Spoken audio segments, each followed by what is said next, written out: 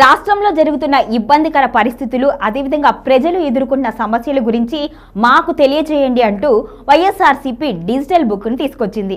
గతంలో లోకేష్ కూడా red book పేరుతో వైఎస్ఆర్సీపీ పార్టీ కార్యకర్తలు గాని నాయకులు గాని ఎవరైనా ఏమైనా అరాచకాలు చేసినా వారి పేర్లను ఈ రెడ్ బుక్ లో ఎక్కిస్తున్నాము, మేము అధికారంలోకి వచ్చిన తర్వాత వీరందరికీ లెక్కలతో సహా అన్ని చెల్లిస్తాము అంటూ గతంలో లోకేష్ ఆ బుక్ పట్టుకుంటూ ఏ సభకైనా వెళ్లేవారు, అందులో పేర్లను నమోదు చేశామంటూ చెప్పేవారు.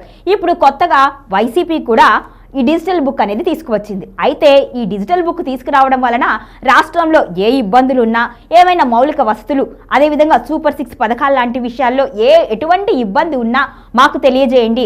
మీరు వ్యక్తిగతంగా మిమ్మల్ని ఎవరైనా ఇబ్బంది పెట్టినా, అంటే రాజకీయంగా ఎవరైనా ఇబ్బంది పెట్టినా, లేకపోతే అధికారులు ఇబ్బంది పెట్టినా సరే ఈ డిజిటల్ బుక్లో నమోదు చేయండి.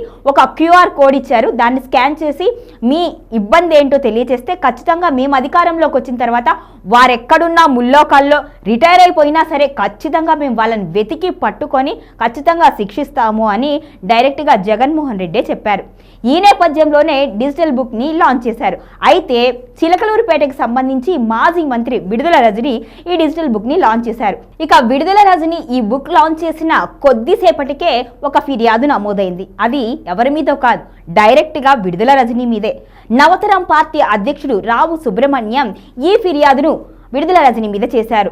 వైసీపీ అధికారంలో ఉన్నప్పుడు అతని ఆస్తులకు సంబంధించి, అంటే ఆయన ఇల్లు, కారు, వీటన్నింటినీ కూడా వైసీపీ కార్యకర్తలు ధ్వంసం చేశారు అని ఖచ్చితంగా జగన్మోహన్ రెడ్డి చర్యలు తీసుకోవాలి.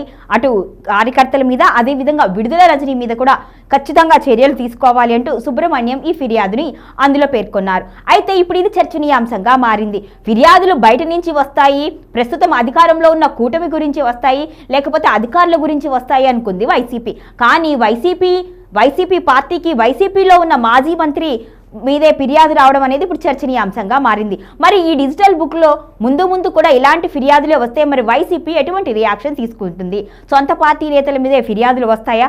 ఒకవేళ ఆ ఫిర్యాదులని వైసీపీ ఏ విధంగా తీసుకుంటుంది అనేది కూడా ఇప్పుడు చర్చనీయాంశం.